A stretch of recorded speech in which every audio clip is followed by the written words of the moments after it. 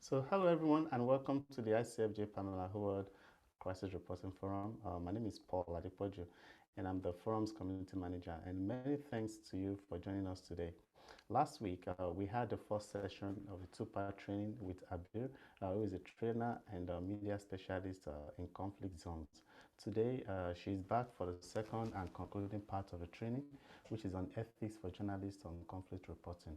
And considering how the last session went, I also expect today's training to be eye-opening and very useful for journalists in general, and not just for those that are covering the Ukraine and that are covering Ukraine and other conflict zones.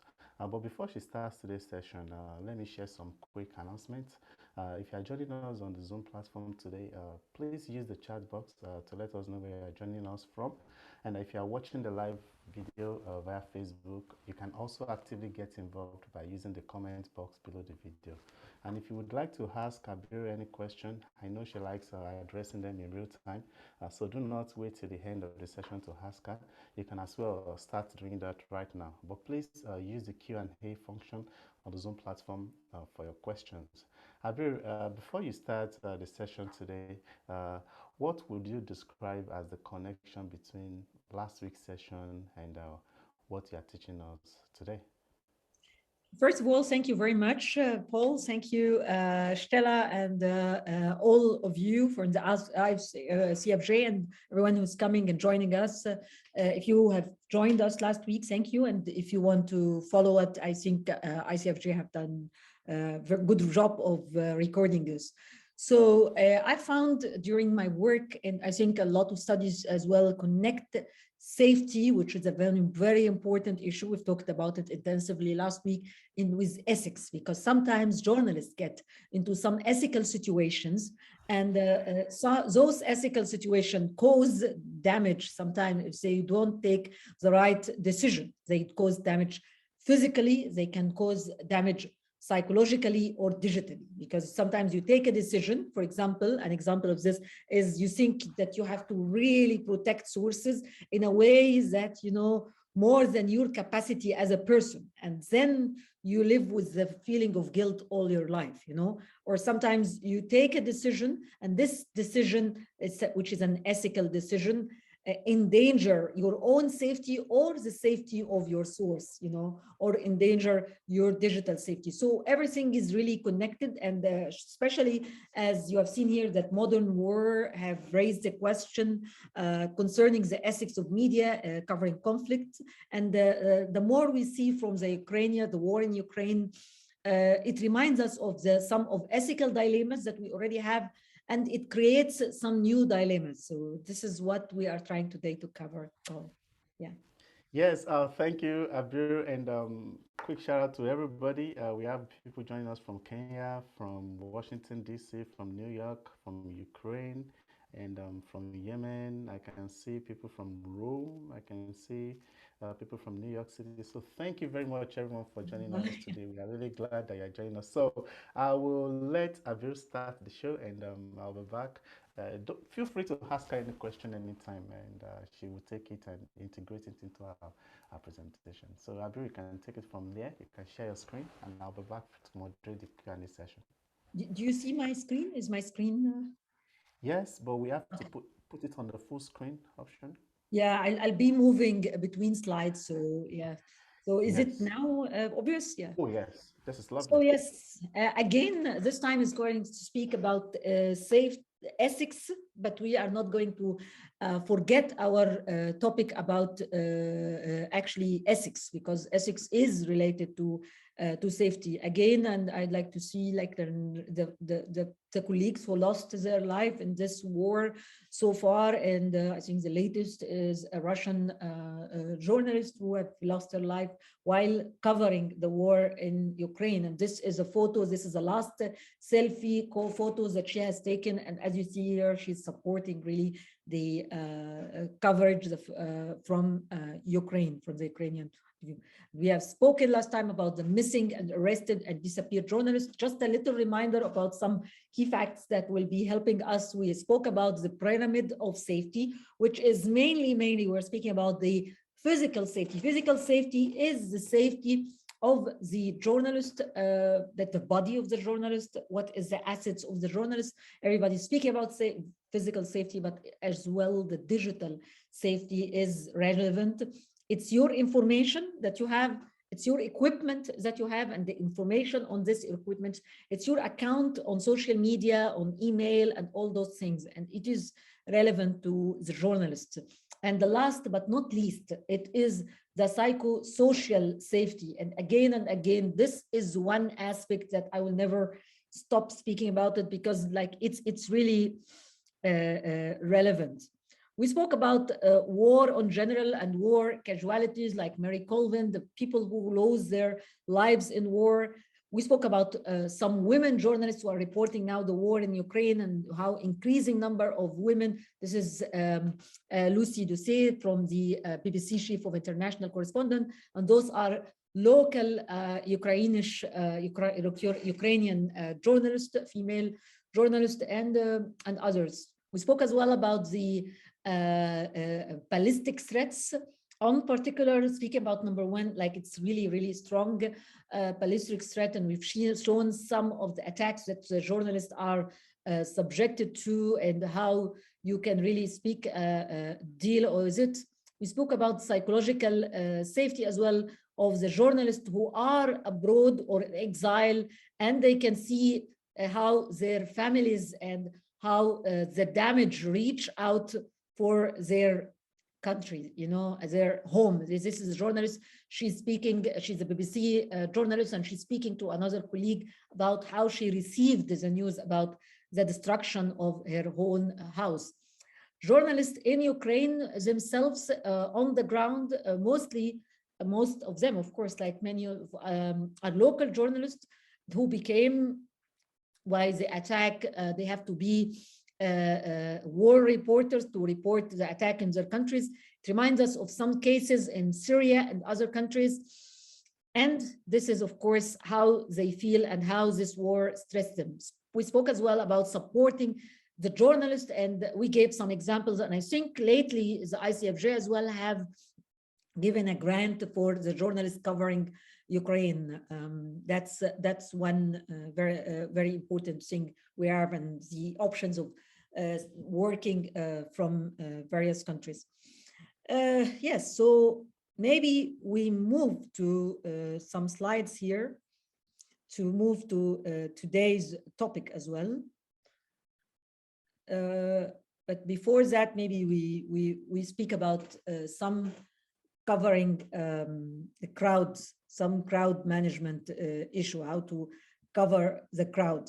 You know, one of the aspects of war, which is an ethical and safety issue, is to cover crowds. You know, there is a lot of people in the war. The people are usually fleeing, you know, civilians are fleeing in one direction. And when this is happening, this is really, they are afraid. And when they are afraid, and when people move in crowds, sometimes some accidents happens, you know, some people who are less privileged, less weak, they get caught in this. And the problem is that for you as a journalist, sometimes you think you are there to cover, but you as well, you might be lost with this very pressuring situation. It is a desperate way out, a clamber for safety, a fight for space as thousands dash for refuge and cling to help. This is Lviv train station, Western Ukraine. Chaotic and fraught. They are trying to get here to Poland, where children are waking in a foreign land, teenagers unsure where to go next. The other way in is on foot, where relatives wait on one side to see a glimpse of family on the other. But to get to the border is hard. She fell down. She fell over so many times before anyone helped us cross. Larissa and her 85-year-old mother, Olena, fled Kyiv days ago, and these eyes have seen war before. She hasn't had a meal since, and when we see this, we have to remind ourselves of several things. First, that we are in the situation, you know, we are there. So our safety really matters. You have to think about your personal safety. Last time we spoke about things like having a communication plan. For you as a journalist, you have to have your own communication plan. Communication means, and I'm repeating this because it's very extremely important, is to have a way of telephone or a satellite telephone, something like this, whatever works. And if you are having a telephone, you'd better have several companies, slides from different countries, because you have to know that this works. A telephone or more than one telephone or one equipment to speak through, and this should be charged, and you have to have extra batteries and extra power banks. This is number one. This is important. But the main part of the communication plan, someone has to be on the other side. Someone has to be speaking to you, you know. This is one of the main issues we have to always speak about. Someone is there on the other side. This someone, some of you asked last time, what if my newspaper is not assigning someone to wait for me, to wait for my call? What if there is different in timing? So I'm reporting from United States, for example, and the war is happening in Europe and or other parts of the world. What should I do? Someone, you know, you have to really work and alert that person. That person is not less privileged than you. That person has to know what to do. And if you are missing, because some people can get missing in the war, especially if you are in this crowded places. The other things here, you're going to see how the reporter do the interviewing. And remember this very well when we spoke about interviewing survivors and families of victims. Again, when I say survivors and families of victims, a person who is still alive is a survivor.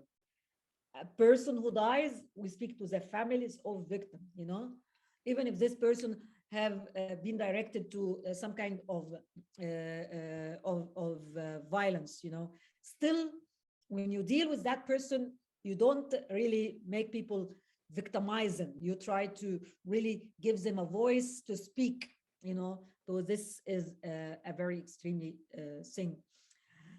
Speaking about emotional stability, we spoke before, Paul, about how the psychological safety is one part of the safety pyramid or the safety triangle, whatever you like to call it.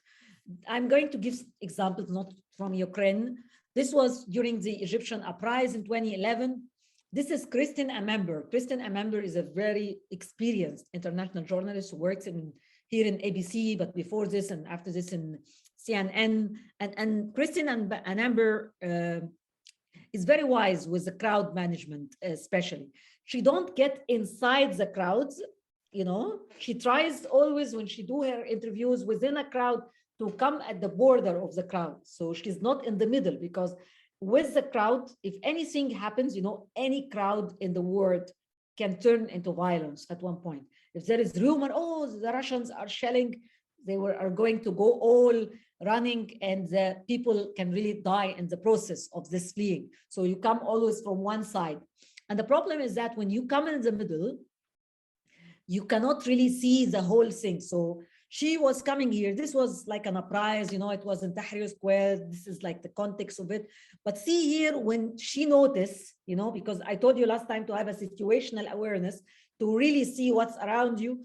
When she noticed that things are turning into violence, she started to pull back cautiously without confrontation with the people. This is important. Don't confront with the people, especially the angry crowds, until she got into the car with a driver, which is, and again, a communication. This is an evacuation plan. This, you should always have it when you cover any conflict. And this driver is well informed that he has to really flee from the scene. So let's see what she have done here.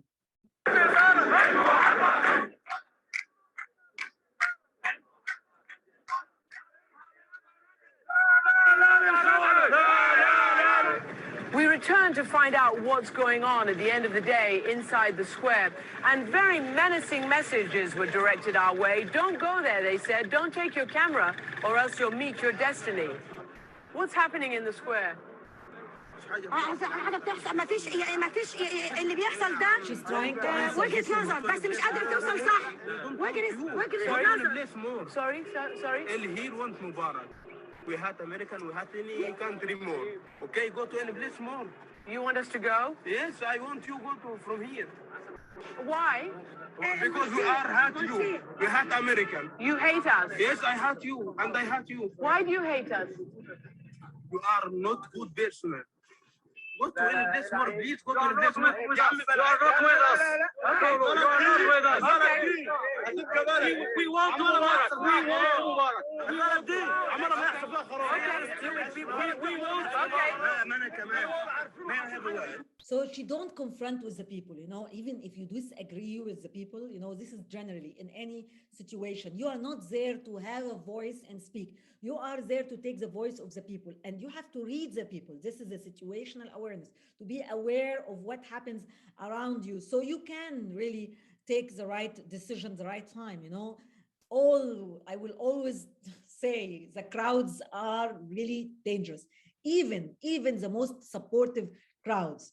Some of you have, so you see here, she was not confrontational. She tried her best to listen to the people and to move without being confrontational with them, which is really wise in this situation. And she got into the car. And when she got into the car is leaving and people started to be violent. When people come to you, you know, this is number one. The other thing I want to tell you, and some of you, and during this few days in between, you wrote to me, and some of you are in Ukraine. I'm not going to disclose names because you are in a situation of war reporting, and thank you for your trust. And some of you, like people are from Ukraine themselves, and they think like patriotism, it's to cover the war from the patriotism. You know, your patriotism is your professionalism. Remember me. You are more professional when you are more patriotic to your country, when you are more professional. And if you ask me, like really, and I've been in a situation, I've shown you some scenes from my own country where we have that conflict 10 years ago. If I really have to demonstrate and help in this aspect, or to be a journalist, I would tell you, activism is great, but it's better to be a journalist. If you really want to really help, reporting the conflict is more important than any kind of contribution that you are doing. If you are a journalist, you are blessed, and your country needs you. You know, if you are there to cover as well, you are blessed, because you are going to support the civilians by presenting their stories. You know, you give voice to the voiceless. This is journalism, as we have always spoke about it. Always, I ask myself those questions. What is the goal of my assignment? Where are the areas that I will cover during this assignment or mission? Do I have maths knowledge of them? So if I know the place, I told you I worked before in Ukraine, but if I go today, it's different Ukraine that I know, you know. Every day, the facts on the ground differs, who's controlling what, the feeling of the people, the rumors of the day. This is important to know. When will you carry out your mission, and what is your duration of the mission, and when will you return, when you leave, you know, even from one particular place to another? This is still very, very much matters. How will you carry out your task? What is your team formation? This is again important. Means of communication and transportation. So communication plan really matters, as I said, and I always say, and transportation. How are you going from point A to point D? This is still safety here really matters. I can't speak about this enough. Equipment. I see some of the photographers, and today we are going to speak about some aspects for photographers who have some safety and ethical dilemmas. And they take a tripod with them, a big tripod, and they think they are going to use it. You have to take a tripod, take the lightest tripod, you know, and don't carry it like this ever. This looks like an RBJ, and you are going to be targeted if you do this. Try, when you have the equipment, think about it. You're not doing a normal reporting. You're doing a reporting that really endanger you and put you under danger, and you have to do it fast and efficiently. Do you have contingency planning? You have to have a contingency planning. You have to think about how to do things in the right place. Have you identified expected risks and how to manage them? Even I'm speaking about the weather, you know, this is important. You know, if I'm going to have to do the war in winter and it's really snowing, this is, or raining heavily, and I'm doing it, for example, in India or countries that is having their Philippines, Indonesia, this is, the weather is really relevant. Civil disturbance as well, and this is the case in Ukraine.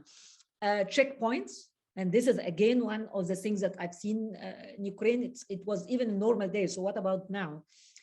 Do you have contingency planning in case of what? In case of injured, you injured, one of, God forbid, of course, one of your team is injured, and one of your colleague or someone is injured, how to do it? Do you know first aid? Do you know where to seek help? Kidnapping, if it happens, or abduction or arrest, communication interruption, all of those are relevant.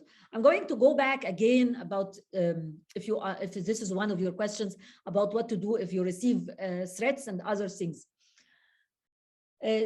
Some ethical consideration are about coverage in areas controlled by armed groups, Paul. This is the case here. Media and war, this is a very complicated relationship.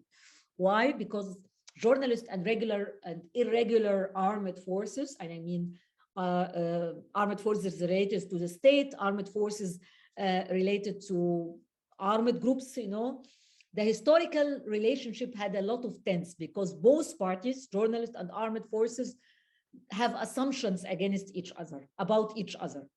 And they have built some kind of bias across history and rumors. So for the military groups, they think that we don't understand the situation. I've been told this while me reporting several conflicts and war. You don't get it. You think you're here to do this thing. And they really have those very strong assumptions about us. Some of them, I have to be not speaking about generalizing. And at the same time, we as journalists, we think they don't understand our mission. And they, or sometimes we really, and I showed you this video about our colleague who dies because he was really embedded with the forces. So we have to know that we are there for a different reasons that the armed forces are, you know. But at the same time, we're working in the same place, but working in the same place doesn't put us in the same situation. This is important. They are not supposed to be completely protecting us, you know, because they go to war, they have weapons, we don't have weapons. We spoke about weapons last time. Ethically, no, journalists don't carry weapons because you are not going to be civilians, and Geneva Convention covers you only if you are civilian, you know, if you don't carry weapons. Are they going to, as an embedded with them, give you some kind of protection? Maybe, yes, but not completely, because you have to have your own safety plan. But that doesn't mean to oppose them. If they give you advice about your safety, you'd better take it into consideration and think about it. But be ready to protect yourself. That's one thing that happens to me. You know, one time I was forgotten, really forgotten, behind the lines with the troops that I was embedded with. And on the other kind of lines, it was ISIS, you know, so that was really serious. And I stayed with a photographer for 4 hours there, you know, so sometimes they just forget you, you know, this happens. Working in areas controlled by armed groups. So number one, how do others who you are covering see you about? Yeah, how do they see you? Last time we spoken about a very important issue, still relevant, profile management. Who are you? And it's not only that you are a journalist. Who are you is your gender, you know, male, female, non-binaries, anything related to gender. It's about your nationality, which country you come from, you know, this is relevant. Of course, it's relevant, especially in situations like this. Some countries really relevant. The city you come from, the language or the dialectic you speak. If you think you're speaking Russian and you're speaking it with a different dialectic or something, you know, it's preferable, of course, if you know the language. If you are not, you'd better to have someone with you and that's a fixer or a translator or a local journalist or working in group, you know, that's something you'd better consider. But profiling, they will profile you, you know. What are you wearing? You know, this is kind of your profile the newspaper or the media house you work in. Some media houses has already some stances against some of the troops that works on Ukraine or in any other. So you have to know how the others see you. You know, this is very kind of a very relevant sense. How the main person on of the coverage view you.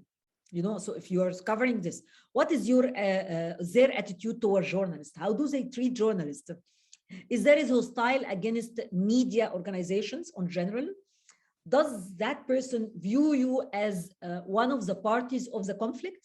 Do they identify you as one of the parties of this conflict relevantly? Because this makes a lot of difference. What is your knowledge as well of the political and social situation of the place you have entered? You know, you have to always update yourself about the situation of the conflicts.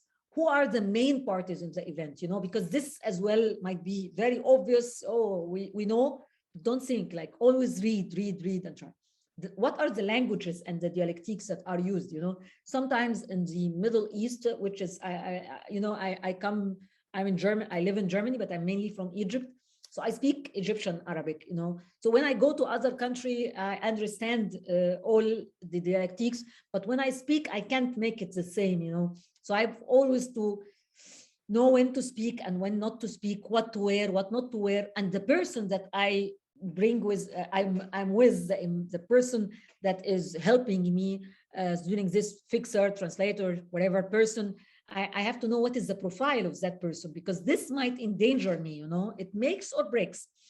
Last time, one of our colleagues who was covering the coverage from Ukraine, he wrote to me directly here, and he said that one thing that helped him, that the person in the hotel that he's staying came to him and he gave him a precious advice. The power of the locals, you know, this is in Ukraine as well. He told him, yeah, please go out of the city now. That's my advice, because this city is going to be seized, and it's better for you to report while you're not trapped inside. And that really a piece of advice, you know, he gave him an option, you know, you can stay or not, but at least he gave him a way out, and he appreciated this information. So the power of the local is one of the main things. Does your ethnicity type put you in danger? This is again the profile management. What in your profile, your language, your color, your skills, your abilities, what can put you in danger and what can really make you safe? What are the no-go areas? What type of permits are required? For example, who is giving this authority? You know, we are in a war situation. Does this permit have any value when you appear on the roads? That's important, you know, because you can sometimes get something and it's not really related. What are the possible reactions to the media in general and your organization on particular? This is one thing you should know. Again, if you are embedded, don't trust anyone. Not because they are good or bad, but because you are not their priority. You know, you have to be the priority of yourself.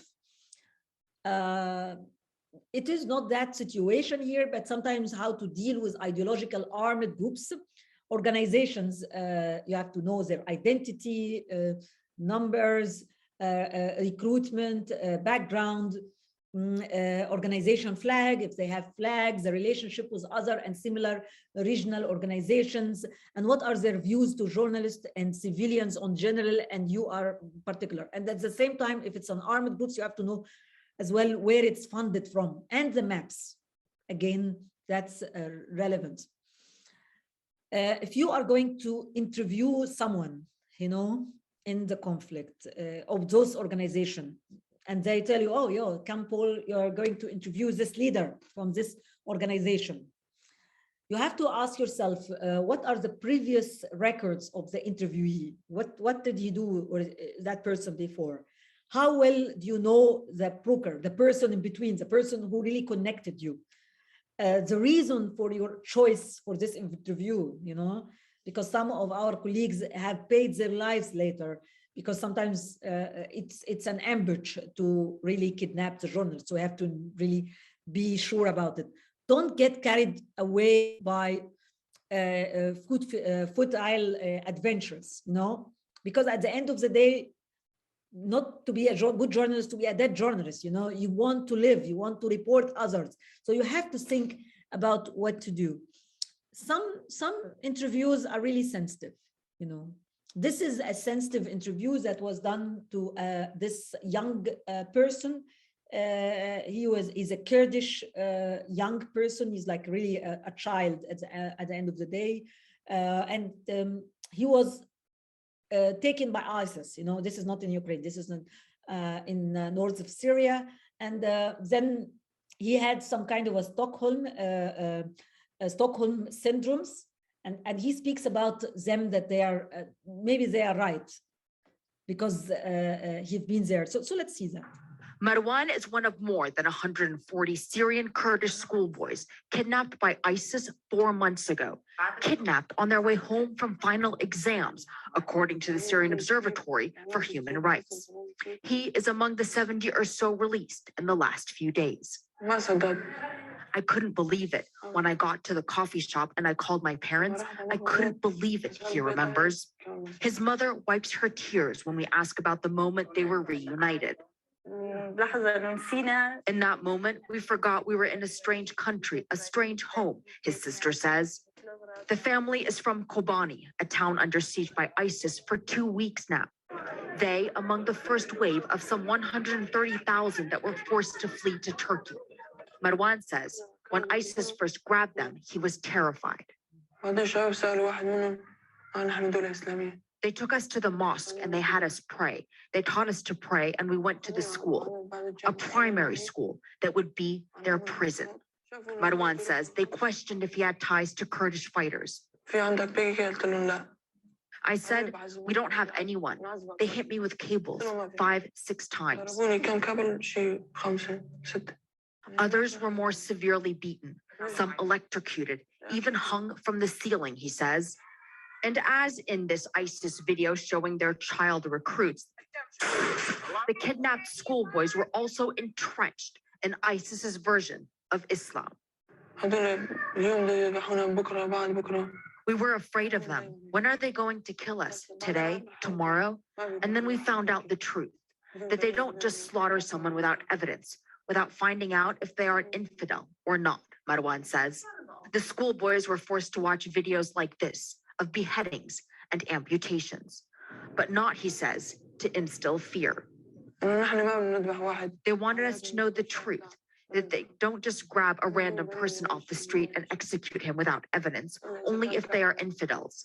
Then we ask what he thinks of ISIS, and his response stuns the entire room. They are right, he says.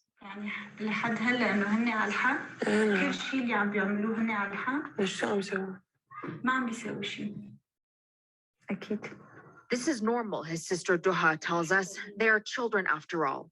It wouldn't be normal if they weren't affected. But she can't believe what she's hearing her younger brother say, even accusing her of ignorance about Islam. بنظرتك أنت؟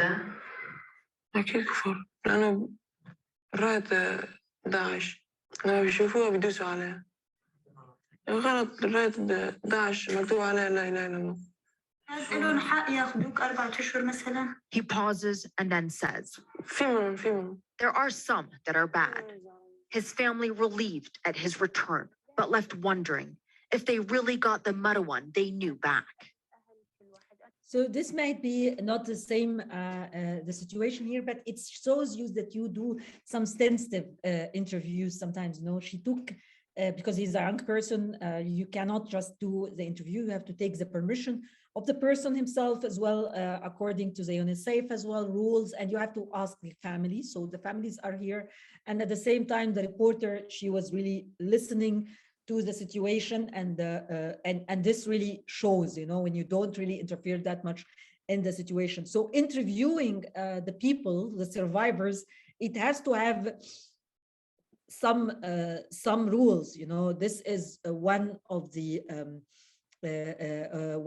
rules that is here, you know. You interview sometimes survivors, sometimes you interview refugees, sometimes you interview families of victims, and this really carries some rules. This is another situation. This is from Ukraine, and there are a load of civilians who are being evacuated now from a frontline area who you can see they're mostly old women and men who've just been taken out of an area. How are you feeling? You speak English? Children as well? These are the children who've been coming under shelling and bombardment. Hi, hello, sir. Do you speak English? They're all clearly very traumatized. If I show you, we know that there are a NATO who are trying to get into the city. So this is like a situation where you are there, you know, and you're trying to speak with the people. You have to be taking this into consideration. Those people are under pressure. If we are speaking about privacy, this is one ethical, very important situation about some privacy. The privacy, if we're speaking about, for example, one example, Will Smith is an actor. He have done this big situation in the Oscar and something like this, and you can speak to him about this situation because it happened in public. So this is something in public, you know, this is a public figure. If you're speaking to a minister, to a president, but those are civilians. So when you speak with them, you better have some rules related to this. You approach them in a situation that you really have to take permission to speak to them. You have to say who you are and what you are doing, because they are not really obliged to answer you. You know, you have to introduce yourself calmly, clearly, asking your questions or filming. Before filming as well, you have to take permission. This is one major thing. You cannot just come with the camera and expect them to cry on the camera and then you become very famous journalist. This is really ridiculous. I'm sorry, but like it is something that some people have those primary ideas, wrong ideas about journalism. This is not what we do, guys. People need to get to know you in advance and be aware that this material will be published or broadcast. This is the introduction. This should be done. Another thing, you must maintain this balance between treating each person with dignity and respect, and not being afraid with them. This is a balance, you know, you have to approach them in a way that really respects them. That's one issue. And at the same time, showing them dignity, you know. They are in a situation that is not a normal situation. They are in there not by choice. This is situation of war. You can be like this next day, God forbid, it happens, you know, it happened to many of us. Don't ask questions like, how do you feel? And I don't tell a person like, I understand how you feel. No, you don't. You know, Dart Center always gives this advice. No, you don't understand what is that person feeling. Sufficiently, you can say, I feel sorry, because you feel sorry. So there are things you should start about when you start a dialogue, you start with an open questions. That's better. So you let that person freeze up and speak. When did you know that your son was lost, for example? Who have you spoken to from the officials so far? Ask the survivor about what they saw or heard. You know, those are witnesses of the situation. As these questions do not include prejudices or judgment. Don't be judgmental. Don't ask a person who survived a rape, for example, what you were dressed in. You know, those are judgmental questions. I'm just giving an obvious example, but you know, there is a lot like that.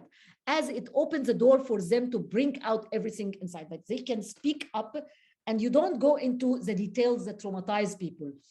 What is my responsibility here? At least to not harm the people. Don't harm the people. You can harm them by asking questions that are bringing the trauma and unnecessary. You know, I've just seen an interview yesterday about a girl who was raped by her father, and she is pregnant, and the person who's interviewing that little girl is getting her in camera. We're going to speak later about what to publish and not, and cry on camera and ask her about the details of the sexual assault. You know, this is not needed. No one need to have this. No one need to break this child or this person. We need to inform the people for a different reason. Don't make promises, you know, because this is one thing that is ethical and safety as well.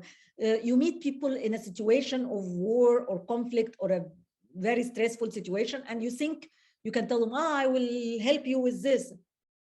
This is not, you are not asked to do this. This is important to say. You do not give promises. You say, I am going to do the story. I'm trying to make it published. What if it's not published, you know, if you're not that sure? So don't give those kind of promises. Don't abuse the people or don't help in abusing them. One of the things that, an example, but I couldn't find it here, is an interview with the war prisoners. And this is really a big dilemma, you know. Some of my colleagues really do those kind of interviews. And I think sometimes, not always, it's kind of propaganda, you know, and you help with this propaganda. And the problem is that the ethical dilemma here is that the prisoner, and like prisoners, generally they are imprisoned and there is authorities that put them in this prison. And if they don't obey them and come and do the interview with you, this will have some consequences. So you are indirectly helping to hurt another person. So this is an ethical situation, you know, if you really want to do that or not, and how to do it, and how to guarantee that this person really wants to speak with you, you know. This is really a very confusing issue that some people are going through. I can come back to this through questions. Usually covering this kind of violence, there is several dilemmas. I'll get one of those dilemmas because it's relevant, Paul, here. Because again, last time someone asked and I didn't answer it, about to report or help, or the save or not dilemma. So if I am now in a situation of war, and do I save or not? So there are some situations, and those situations differ. You know, I have several examples, but due to the time, I just jump to what I want here. I want you to ask yourselves 3 questions, and then I show you examples and you tell me if it's right or not. First of all, to save or not. Now you are in a situation, there are people who are with some situation and you want to see if you save them or not. Am I in danger? That's the question number 1. If I am in danger and this person is in danger and I go to help that person and the danger comes to me, I tell you from an ethical and from a safety point of view, no. You know, even in the first aid, when we tell the people to do the first aid, we check for danger. Check for danger. Is danger on me first and on the other person, you know, because it will not help the situation if you endanger yourself and then you lose your life. Like, for example, our colleague here who was trying to take a photo of a sniper, and the people around you, this is the situation I'm telling you, even if you sympathize with the people, sometimes this can be misleading, because they want you to take the photo and they encourage you as cheerleaders, but you can lose your life. So he was taking this photo. I spoke to the parents of that journalist. Unfortunately, he was lost his life by this sniper, because the people around him said, take a photo of the sniper. And the sniper killed him, you know, because you are not invisible when you are covering. So to save or not. They are encouraging.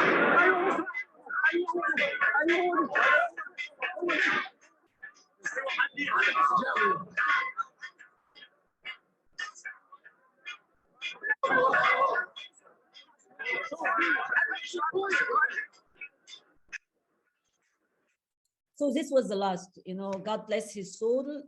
He died because, you know, this is rule number 1. Am I in danger? You know, don't save anyone if you are in danger, because your presence in this situation is more valuable. What if that person who is in danger is one of your colleagues, like this? This is a shelling that happens to those Palestinian journalists, and they are really, and the photographer was left.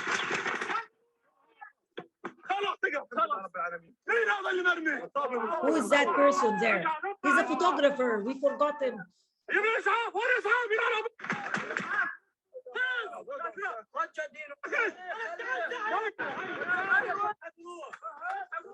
So he didn't die. He lost his legs, but he didn't die. The issue here, they have to run for their lives. There was no time to save him and their colleagues. That doesn't make them criminals, you know.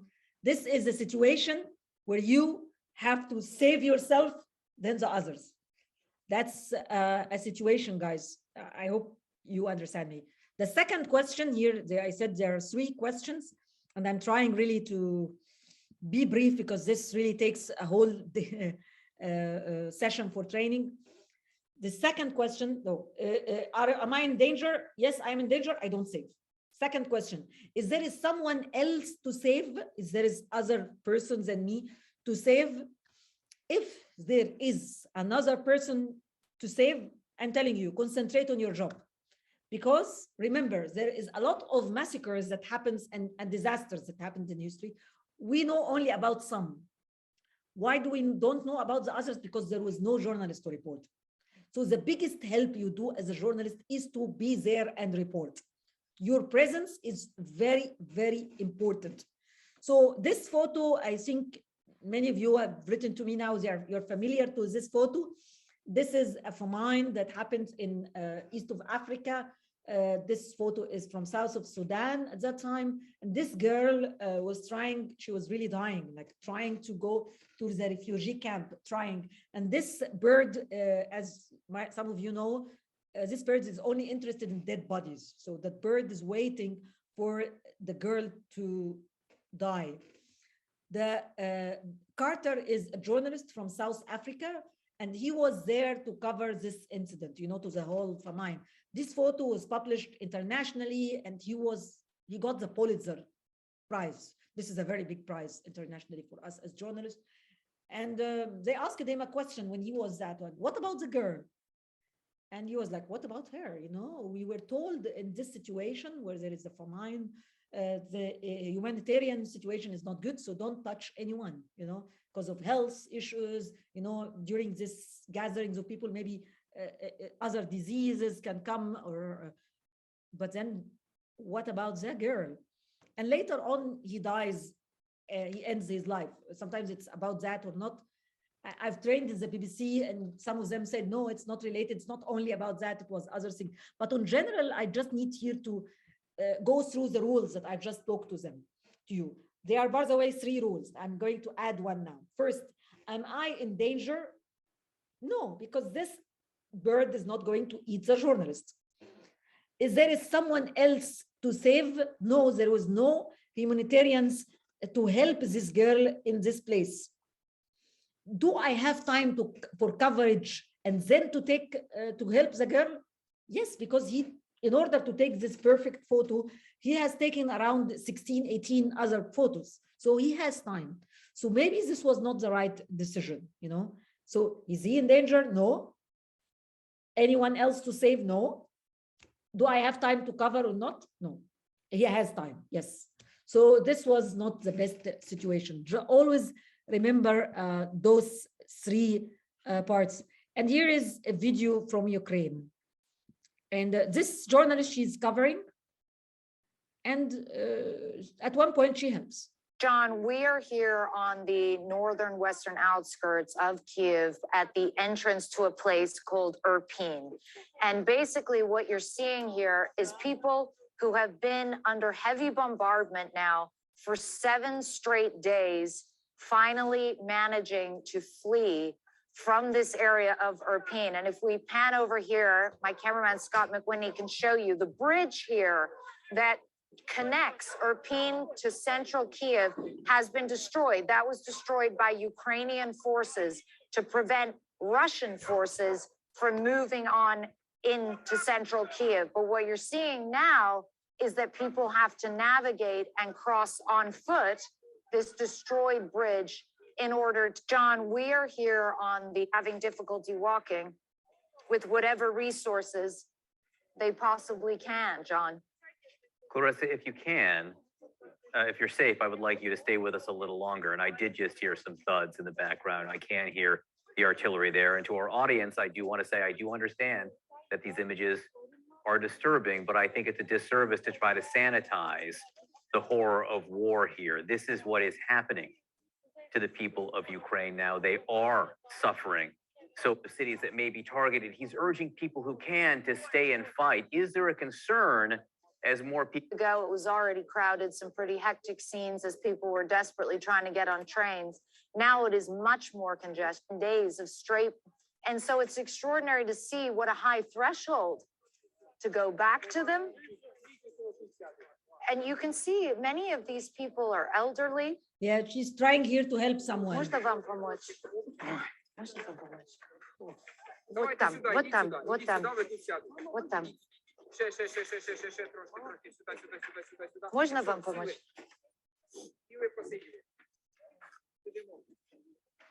See them, people are so exhausted, they can barely walk. They're having to climb this sort of twisted metal.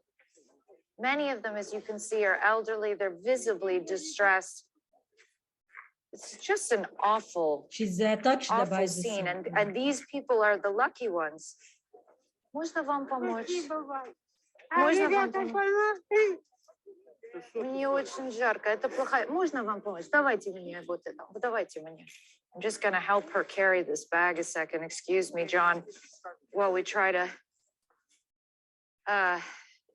Ну вот, вот. Ничего страшного, ничего страшного.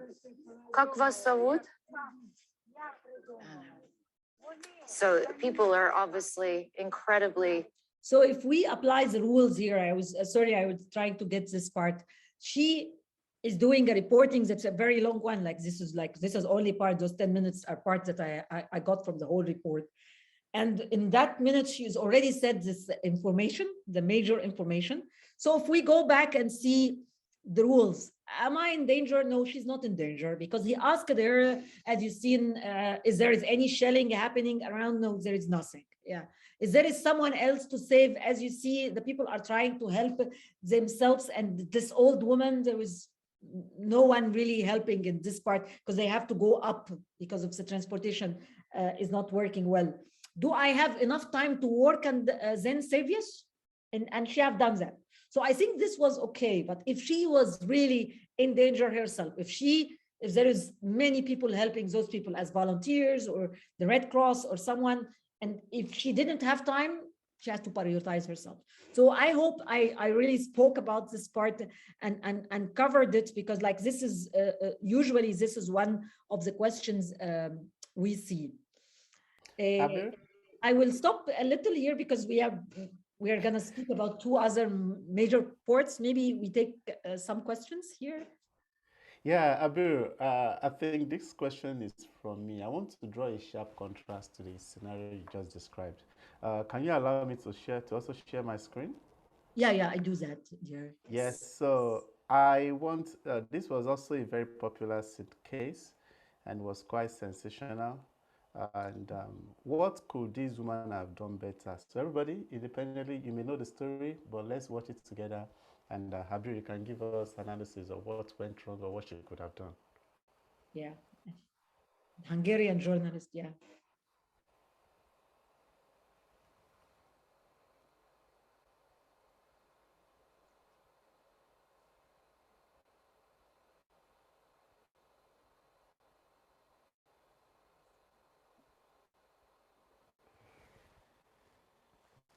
The Syrian father, yes. Yes.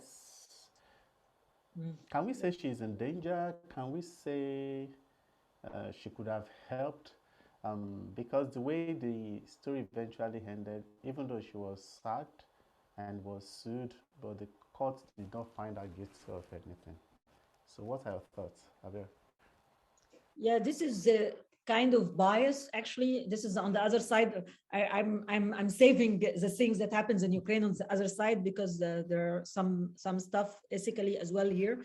Just to give a context here, guys, those are, remember in 2015, there was big wave of fleeing refugee coming from Syria to Europe. And they came, of course, through east of Europe. And this particular photo, I think it was an Hungarian camera woman.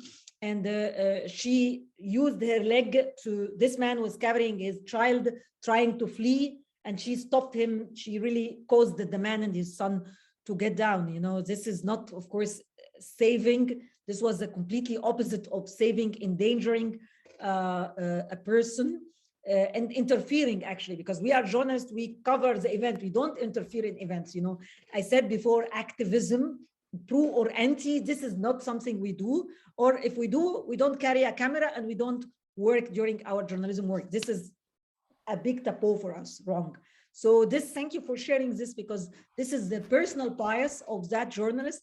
And she used physically, even, like, she didn't bias only by the bias coverage of the news that we were going to show after a while. This was a physical kind of bias, and she have done that. And I think that after some pressure of the media house, the media house was against the refugee wave, but they had to sacrifice herself. And that was not as well only fair, because there should be apologies, it should be change of the policies of the media houses, and really re-seeing how this happened. And it happens in east of Europe at that time against the refugees. Thank you very much for sharing, Paul. That was relevant for this. So yes, do we have any question maybe, or? No, the questions that we have really been answered.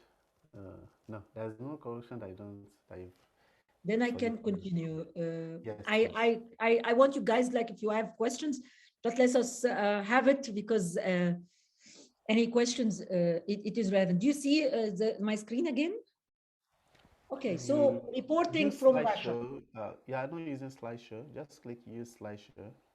Is it not slideshow? Oh God. Just look at the top. No? Yes, let me do it again. Yeah, because it's I should do this like this, and then share my screen. Yeah, not. I'm going to hope that the same one. So you see it now? Yes. Okay. Yes. Thank you. Reporting from Russia. You know, in this war, the problem is sorry, not before this. Yeah. Challenges of covering violence. The information industry have completely changed, and the journalists are no longer the guardians, or what we call as the gatekeepers, you know, because the information goes first through other channels, maybe it's the social media. This is one thing. Explaining a complex phenomena, or giving a voice for terrorism or violence, you know, this is always the dilemma. When you explain the violence, what is the rules? What are the borders of not speaking about, like, really spreading the violence? What is the dilemma? Those are some dilemmas. What is your patriotism versus your professionalism? Because if you are a journalist now in one of the countries that are related to this war, do you have to shadow the position of your own country? What if you already are agreeing? Like, what if you are Ukrainian and you want to save Ukraine? Like, do you war? How do you do your job in the right situation? This is big. And I'm telling you again that your patriotism is your professionalism. The more professional your coverage is, the better. When you deal with armed groups, and I mean even both, you know, even the one that you fully support, you know, there is some kind of censorship and some kind of self-censorship. And again, the idea of embedment and the objectivity. If you are embedded of one of the truth.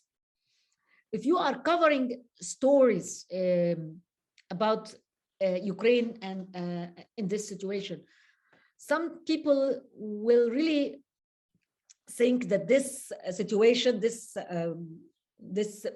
military situation, express all the people in Russia, and this really creates a big pressure on Russians, not only living in Russia, but Russians living abroad, you know. So some reports like this is good that you show it's not completely supported, but not completely as well unsupported by the people. So this is the report. Russian state TV coverage of Ukraine today concentrated on the Donbass in the east of the country. Viewers aren't seeing the enormity of what's happening across the whole of Ukraine as the Kremlin presents its version of this invasion. One of Russia's leading independent journalists told me he's in disbelief. I'm in deep shock. I can't believe my eyes. I can't believe my ears, and it's a tragic, really tragic moment for Ukraine, for Russia as well. Russia, from the view of the whole world, is turning into a pariah state like Iran or North Korea. As the effect, Владимир Путин сегодня утром объявил. I want to cry. it's So this is a situation where the media here, he speaks from another perspective. You know, this ITV is getting this report and speaking about that not everybody is supportive for this. And this is important because there is an increasing hate speech and hate acts as well, that and acts of violence against some people from Russia. And this is not the situation of everyone. Even in the media of Russia, Marina of Ankova, I'm sorry if I'm not pronouncing it right, Paul, a journalist from Russia, Channel 1, was arrested following her protest appeared on television. She's in the background. She's carrying the sign "No War." You know, that's what she has done. She has been subjected and then she had even a statement on social media, and the court fined her for 30,000 rubles, which is like $280. She has pleaded not guilty for the charge of organizing an unauthorized public event. So if we're speaking about the media itself, so the media, there is a propaganda media that really promotes the war and supports the troops and all the other things. And there are journalists even working in those governmental media or pro-war media and have done that. During the war in Iraq, and I had a chance of working in media in Britain at that time, and I have seen this. You know, I was working in an internship in the Times, and the Times had a situation through the war, and I've seen some other colleagues who are not with the war and an invasion of Iraq. So these things happen, you know, the people who are in the country, in the media, sometimes they're not supportive, and some of them take some stances like this. The UN rights experts raise alarm, actually, and I have to issue it. And maybe some of you, maybe someone from Russia, from you can say something about that. Rise alarm over Russia's shocking media clamp down at home. This is the UN, I got it from their website, so this is what they say. The recent adoption by Russia on the fake war news, the war, like this is a decree, this is a new law, article in law, is an alarming move by the government in Russia to gag and blindfold an entire population. This is the independent UN human rights says that. The law introduced actually, guys, penalties called like discrediting, calling of obstruction of the use of the Russian armed forces. The maximum penalty is 5 years in prison, you know. The law had been a shelling effect, forcing some media outlets to self-censor their reporting on the war in Ukraine. In less than a week, several national media outlets have closed or suspended their activities due to their increased restrictions on reporting. They're afraid, and you don't claim them. 5 years in prison is something serious. Fearing for the safety of their staff, several international media as well outlets also announced their intentions when the law was introduced to suspend reporting from Moscow, for example. The Russian authorities blocked or limited access to various news websites, including, by the way, the BBC, Deutsche Welle, Reporters Without Borders, as well as Facebook, some of it, Twitter, by users in the country. TikTok, for example, decided to stop the live broadcast and uploads new clips from Russia.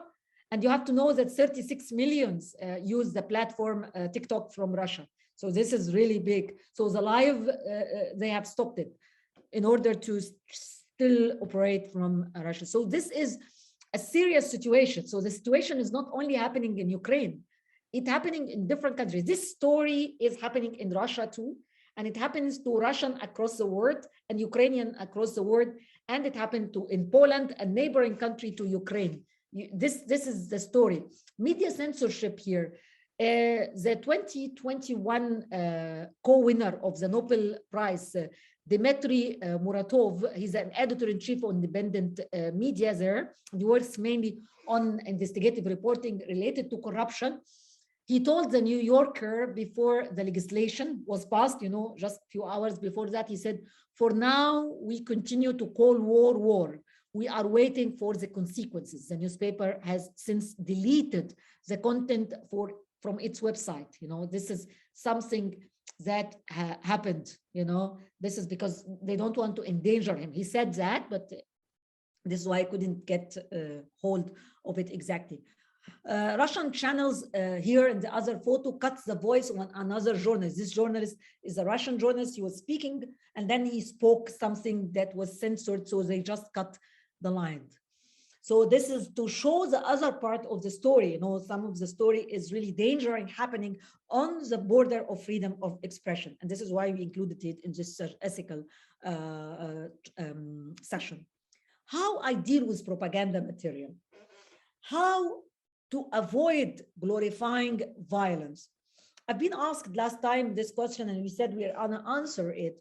So you are having those material, you know, from the Russians, from the others, and you don't want really to glorify violence, because if you start to glorify violence, this is something that is really not ethical.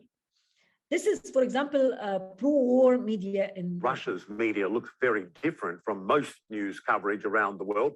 CNN contributor Jill Doherty has the details for us from Moscow. At the very same time that CNN and other Western media were showing the attacks in Kiev, Russian TV was not showing live coverage from Kiev.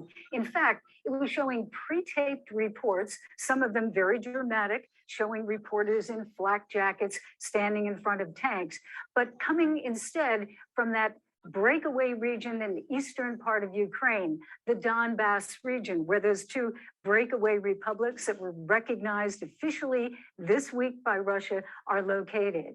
This is all part of the messaging from the Russian government on state TV, constantly showing the people in those locations claiming that they are the victims of genocide, that they are being attacked by the Ukrainian government. The Ukrainian government, of course, denying that. But it is an attempt to justify the steps that the Russians are taking now to remove that government, which they are. So you put sometimes what is there in context. Of course, what we have seen, the coverage from the pro-war media in Russia, this is the glorifying of violence, interviewing the military people, speaking about the heroes. This is not peace journalism. And one of you asked last time about war reporting and peace reporting, but is it early to speak about peace during war? No. Speaking about suffering on both sides, if you speak about suffering on both sides, you are not, you are doing peace journalism. You know, if we are glorifying the war and speaking about how this war is legitimate, let's do this, let's our fighters do those things, this is really glorifying violence. Sometimes you think if you highlight how violence the other part is, you think this is relevant and this is good, you know. If you say, oh, the Russians are really violent, they are bad, but sometimes they want to be like this, you know, this is some kind of violence. I have done this. This is a series that I introduced in one of my books. You know, I'm specialized in another kind of violence of ISIS, Islamic State. And when they show the videos of ISIS, they show this big violence. And the media says, oh, see how they killed this journalist, see that. And then they get the violence and they put it to their viewers, you know. So if ISIS is speaking to a limited number of people, then you get it and you give it in your channel for millions of your own viewers. This is wrong. You have to know sometimes violence that some organizations and armies are having, they show it because they want others to be afraid. If you are a country that is invading another country properly, you don't have the same amount of troops on the ground. This is obviously. Whatever troops are still coming from this bridge it's different because, you know, if we are following the war in Ukraine, they tried at the beginning of the war to control the airport.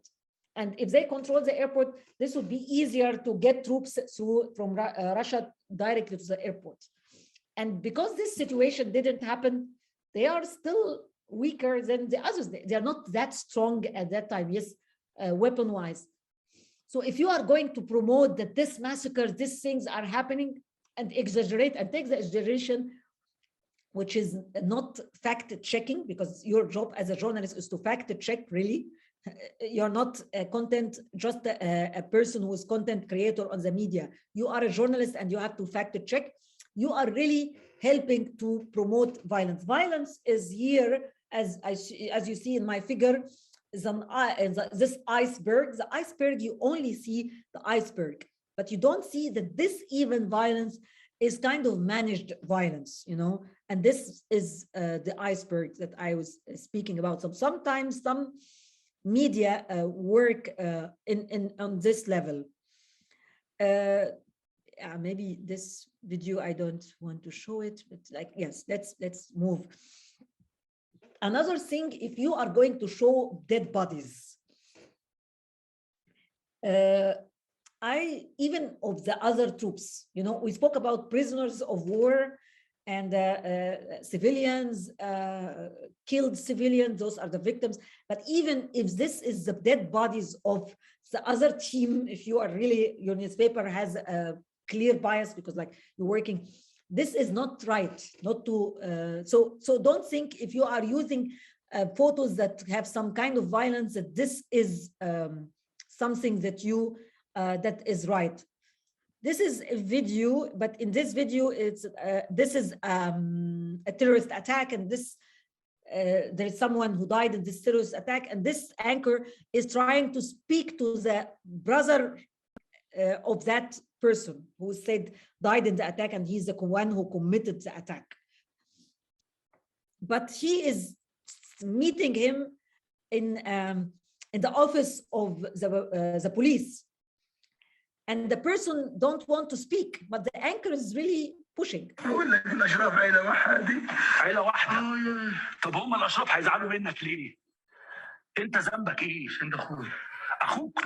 He wants to put him on camera. So please respect the people. Ask them for their permission, even if you are really, especially if they are not the people who committed the crime. You know, he's now being taken because of his brother, of this suspected attack. So this is not an ethical kind of acts. There are many standards related to victims of violence and their photos and identities. This is, for example, a late President Sadat case. He was assassinated in 1981 when he was watching a military parade. This is really sad, of course, but, and of course, if you're reporting this live, you have to do this. But certainly one of the stories cannot be his dead body after this, and how it was really in the anatomy room. So there are always standards to treat others and to publish it. Publishing or not dilemma. So there is a dilemma here. One of the main dilemmas, I'm doing this and another one before we end, to publish or not. Sometimes you might have this question to ask by yourself, oh yeah, should I publish this or not? So this dilemma you ask yourself is, I'm giving you 5 questions. Is the publishing essential for the public interest? So for example, a photo like this, it's not essential. A photo like that during the event is essential. So this is not something that the people need to know to see this. You know, you can tell about what the anatomy report have said. Another thing is that would publishing hurt someone? Would that publishing hurt someone? Yes, of course, it hurts a family, you know, it hurts many people. Are there alternatives of publishing? Yes, I can write about the report. Can I reduce the hurt? We will see. For example, apply this. You are speaking to a survivor of a rape. And this story first, is this story essential for the public interest? Yes, because it has been a phenomena. It happens to several ones. And this story is really important. Would publishing hurt someone? Yes, the girl and her family. Are there alternative of publishing to ask someone else? No, it is important to ask her. Can I reduce the violence, the hurt? Yes, I can do several things. If her identity will be hurting to be known, I can just shadow her face. I can make the interview from her back. I can change the voice. I can do many things related to this. I can not identify the family, the name if it's written. I can do many things to reduce the hurt. Can I defend my publishing decision? That's a very important thing, guys. If you choose to publish something, you'd better think about it. You know, this is a photo. We have made it blurry like this, Paul, by our colleague, and so that we don't see it. But this is a fight between two tribals, and one tribal was taking its dead bodies to one place to another. This was at the same time where some peace process happening. A journalist came and he just took the photo and he published it. This is a sidal question, like there was people died on both sides, but to have non-balanced story, have people from one side, this is something that really creates a problem. So publishing or not, is it important for the public? The whole thing, but not particularly this story. Would publishing hurt someone? Yes. Are there alternatives? Yes. Are there ways to reduce this? Yes, but he didn't take all of this and that person published. 40 people died after publishing this photo. It was peace process and it was ruined. So that one we should really think of a lot. Story types. Yeah, that's a very ethical dilemma that happened during this war. Some of the reporters, maybe they didn't do like the photo you have showed, Paul, to really hinder the people who are fleeing. On the other side, they were sympathizing with the people, which is good.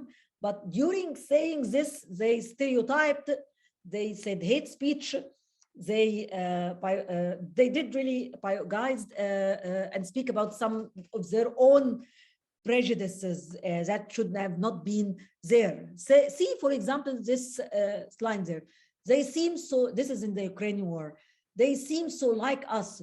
That is what makes it so shocking. War is no longer something visited upon or remote population. It can happen to anyone. This is someone is writing this, a journalist. But let's see, for example, this report, and you can hear the reporter himself. Sometimes we have to really watch what we're saying because sometimes it's really wrong. Now with the Russians marching in, it's changed the calculus entirely. Tens of thousands of people have tried to flee the city. There will be many more. People are hiding out in bomb shelters. But this isn't a place, with all due respect, like Iraq or Afghanistan, that has seen conflict raging for decades. This is a relatively civilized, relatively European, I have to choose those words carefully too, city where you wouldn't expect that or hope that it's going to happen. So it's partly human nature, but they are not in denial. Yeah, he's an experienced journalist. This is from the CPC News. He's a later the channel, I think they apologized for that, but this was like spontaneous and like us. But those are the real bias of the journalists. So we as a journalist, especially when we do live streaming, speaking, we have to really be very cautious. Unfortunately, I counted like many of that. So see, for example, this is, and he speaks about civilized, which is really humiliating to other nations. Now the unthinkable has happened to them. And this is not a developing third world nation. This is Europe. It's Robert Moore here in the So studio. this is not a developing nation. This is Europe. This is really some kind of a bias. And sometimes the journalists, they are speaking. They forget really they have a camera. They have viewers. And at the same time, this is like, there is no conflict that is more important than other conflict. And I don't blame in that the Ukrainian people who are really, really suffering now, and we are all supportive for them, but some journalists really misses it. And it was not only with the English-speaking S'il y a un afflux de ne serait-ce que quelques centaines de milliers de réfugiés qui viennent d'Ukraine et qui vont dans d'autres pays européens, comment est-ce qu'on les accueille? On sait que l'Allemagne, par exemple, a déjà envisagé d'aider la Pologne, parce que ça va être une question importante. Et on parle pas là de Syriens qui fuient les bombardements du régime syrien soutenu par Vladimir Poutine. On parle d'Européens qui partent à leur voiture, qui ressemblent à nos voitures, qui prennent la route et qui essayent juste de sauver leur vie, quoi. Et ça, c'est une question qui va être importante pour l'Europe. Alors que face à cette invasion. So we are talking about Europeans living in cars that looks like our cars to save their lives. Of course, it's normal when you see someone looks like you are more sympathizing with them, but this is not something a journalist can go in the television. And why do you bring up the suffering of others and speak about it? So journalists have missed the line really during this. Early coverage of the Russian invasion of Ukraine brought with it a bevy of criticism against journalists from Western nations who were quick to compare that war to conflicts in the Middle East and Africa. Well, these are not obviously refugees trying to get away from areas in the Middle East. On est au 21e siècle, on est dans une ville européenne et on a des tirs de missiles de croisière comme si on était en Irak ou en Afghanistan. Vous imaginez? This is a relatively civilized, relatively European city where you wouldn't expect that or hope that it's going to happen. What we've seen since the beginning of this conflict in Ukraine is just an egregious level of this type of commentary, that there has been no evolution in terms of comparing the suffering of people in a country like Ukraine as being somehow unique as opposed to the suffering of people in Syria or Iraq or Afghanistan, which is a conflict we've seen quite recently. Charlie D'Agata and Al Jazeera were quick to offer apologies for on-air statements. BFM did not respond to CNN's request for comment. Comparing one to the other or placing a higher value or a higher shock at something happening simply because it's closer to Europe or closer to white faces, then that's extremely problematic for us. What we're doing is we're perpetuating stereotypes, and that's where it's quite dangerous. That's the real challenge of international journalism. You come about from country to country to really understand each society as its own specific situation. So I would agree that we could do better, that we must do better and show more understanding. I think white people see themselves in Ukrainians, and that's okay. That's absolutely valid. I don't negate that at all, that experience.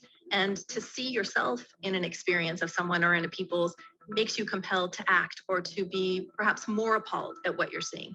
But again, I've seen myself in the Middle Eastern conflicts for decades now. The work that the journalists are doing, covering the human tragedy. Zahara Harb, a Lebanese journalist who teaches at City University of London, argues that the compassion and emotion that have been seen in the coverage of Ukraine should force journalists to grapple with a central tenet of journalism: impartiality. I really have questions about early. So this is really a good report. I would really highly share it, because it gets all this from this point of view. You know, we are journalists. People really, guys, look very high to us. So we have to really be in this very historical situation to be equal to this expectation. There is no suffering that can be compared to other suffering. We need peace for everyone on this planet. You know, this planet had been subjected to several wars. You know, the wars, even big wars, really have started here in Europe. You know, we have 2 world wars that started in this continent. So it's really misleading during this. But at the end of the day, we need to cover and stop the current war. We are not going to do this through really promoting prejudices like this, doing those kind of stereotypes. Some of the journalists can sometimes are really challenges. Maybe Paul, I show 1 or 2 slides and then maybe conclude, because I know maybe we are starting to get beyond the time. And I'm seeing, by the way, a big reporter here, Ms. Sheila Dallas Katzman, who is really have a great career coverage, and I'm sure she's an added value for us. Me, I'm sorry, it's very emotional for me, because I see European people with blue eyes and blonde hair being killed, children being killed every day with Putin's missiles and his helicopters and his rockets. And so, of course, I understand and respect the emotion. What you were outlining there is this tension between longer-term efforts to apply pressure to Vladimir Putin, such as financial sanctions, and the very immediate military threat which you're experiencing. So this is here is journalist who is really to the point. You say you are not here for this, and this is the kind of things you need to do. This is some kind of intervention that you can do if you are reporting and asking the correspondent on the ground, or you are speaking here to a source. You have to bring things again into balance, because you are not there to really have those shapes of bias in the media. Last thing but not least, I know there is a lot of things to be said. I want to say that you don't speak to the people from the politics of pity. There is something called a politics of pity, that you pity the people, but at the same time, there is the politics of justice. You need there not to make people cry about the people in Ukraine or in this conflict. You need people to know what to do, what to act, what is the situation. You need to be proving that the people on the ground, there are civilians that needs to be protected on the ground. It's not only the war zone. Don't tell to the NATO, go and bomb the whole situation and do this and this, because there are civilians, So your work as a journalist is not only to report embedded with the troops. With all respect, some of our colleagues are doing this, and I'm following. I have a lot of friends who are reporting the war already now in Ukraine. But on the other side, you need to prove that people are living, not to cry on them, but to really give this justice to them, and how do they go and cope with this situation. Again, what is my role as a journalist? My role is not to convince the people, is to present what is happening as much as possible to let people know. And when I speak, I don't speak only about the journalists who are in Ukraine covering. I have to speak about journalists who are abroad and working. And I hope we didn't forget the very recent conflict in Afghanistan. This is Najiba Qalyoubi, head of Killer Group and the head of IWORT, International Association of Women in Radio and Television, established a branch in Afghanistan. And she's now in a refugee situation, in exile outside her country. And this is the situation of some of our colleagues, journalists who report the war. Last time I showed you the colleague who works in the BBC, who lost whose family house was collapsed in Ukraine.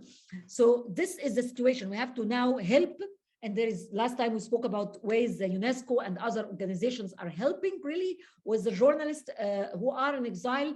And we have to think about the journalists who are now from Ukraine and from other conflicts who are there. Last but not least, last time I said that this book is done by the International Association of Women in Radio and Television.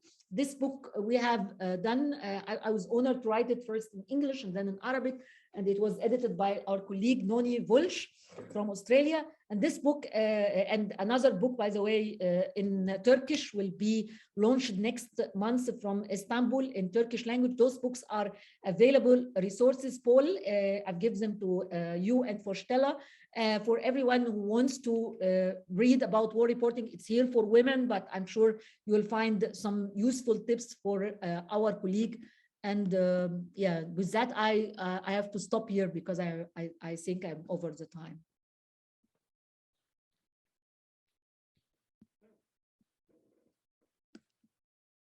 Paul, yes, we see you now. Yeah.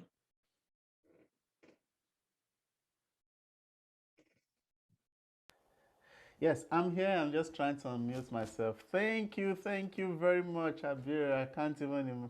I don't even know where to start from. Thanking you for this really, really extensive session. And if there's anything that I think you really highlighted that our participants today can actually take home with, is the fact that the issues of safety in journalism also overlaps with ethical practices. And there are some elements of safety that you as a journalist, you would get when you do the things that you're supposed to do the right way, when you gather knowledge, when you acquire skills, when you follow the due process regarding what you are supposed to do.